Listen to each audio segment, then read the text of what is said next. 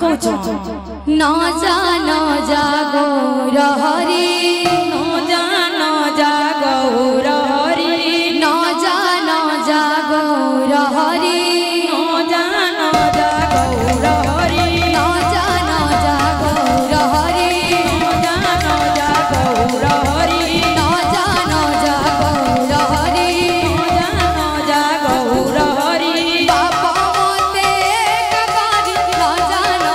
गौर हरि बाबा मोते न जा गौर हरि बाबा मोते ककारी न जा गौर हरि बाबा मोते ककारी न जा गौर हरि तो इटा सन्यासी तो बाबू तार तलके तल ने आसुतले मजा न लागे तार तलके तल आसुतबार कथा बापा मोते ककारी न जा गौर हरि बापा मोते ककारी न जा गौर हरि बापा मोते ककारी न जा गौर हरि बापा मोते ककारी न जा गौर हरि बापा मोते ककारी न जा गौर हरि बापा मोते ककारी न जा गौर हरि न जा गौर हरि न जा गौर हरि न जा गौर हरि न जा गौर हरि बापा मोते ककारी न जा गौर हरि बापा मोते ककारी न जा गौर हरि बापा मोते ककारी न जा गौर हरि बापा मोते ककारी न जा गौर हरि बापा मोते ककारी न जा गौर हरि बापा मोते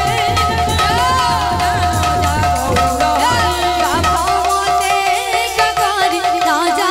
जा गौर हरि बापा मोते ककारी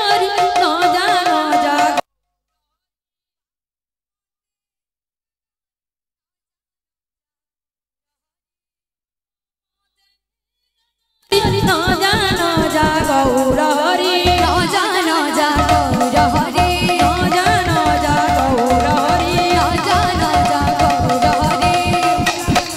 गौर हरि बापा मोते ककारी न जा गौर हरि बापा मोते ककारी न जा गौर आस आस गौर चंद्र अमर संकीर्तन माधे धरे विराज कर आस आस गौर राधे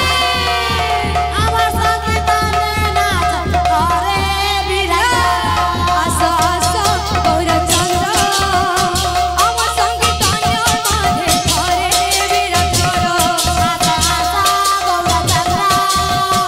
अमर संकीर्तन नाच धरे विराज कर तुम्हें राधा माधव तुम्हें भक्त बांधव तुम्हें राधा माधव तुम्हें भक्त बांधव तुम्हें राधा माधव तुम्हें भक्त बांधव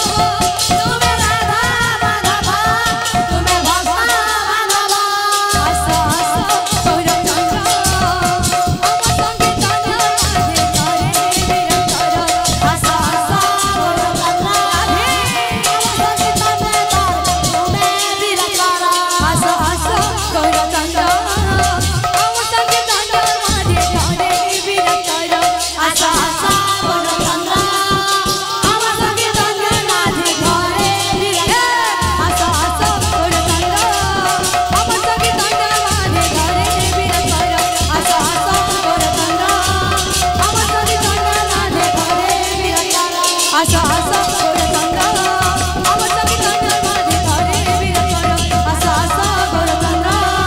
अमर संकीर्तन माधे धरे विराज कर